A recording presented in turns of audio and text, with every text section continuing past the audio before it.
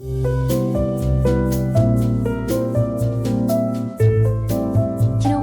all want to be seen as good people, right? It's just natural. We want to be polite, agreeable, easy to get along with.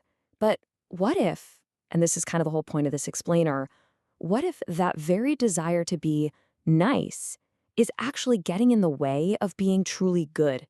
It's a fascinating, maybe a little uncomfortable idea we're going to dig into together. Okay, so I want you to do something for me. Think back to a recent moment. Could be at work, with your family, wherever. A time when you kind of smoothed things over. You let something slide. And you walked away feeling, well, just a little off. Something didn't quite sit right. This question right here, this is the heart of everything we're talking about today. Right, so let's unpack that feeling, that little knot in your stomach. This is really where the problem starts, with that weird, unsettling aftertaste you get when you choose niceness over, well, everything else.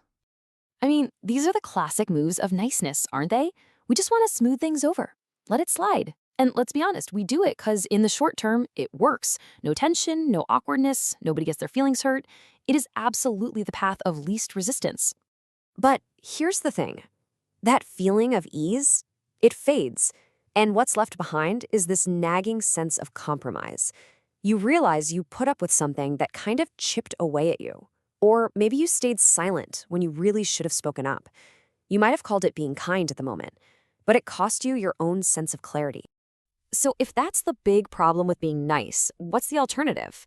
Well, that brings us to goodness, and this part is crucial. You have to understand that true goodness isn't just a better version of nice. Nope, it's in a completely different category.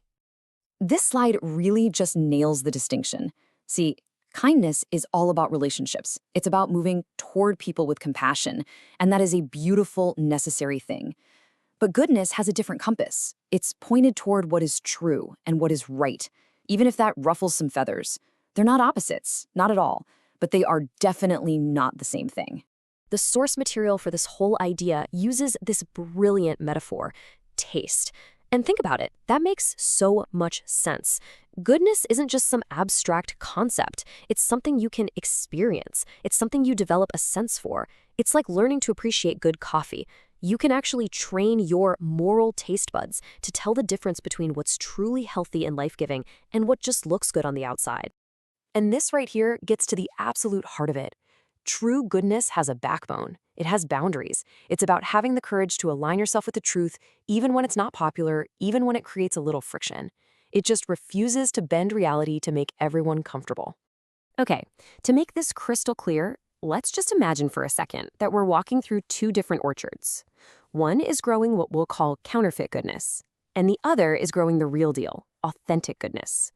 Now, from a distance, they might look pretty similar, but the fruit they're producing is fundamentally different. This chart breaks it down perfectly. Look at the left column, counterfeit goodness. Notice what it's rooted in? Fear. Fear of being judged, fear of standing out. It's all about keeping the peace, no matter what it costs. But now look at the right, authentic goodness. It's rooted in truth. It doesn't just keep the peace, it actively guards what is truly good. It's discerning, it's protective, and yeah, it's willing to be misunderstood if that's what it takes to stand for what's right. Okay, so this all makes sense in theory, but how do we actually do it? How do we cultivate this real goodness in our own lives?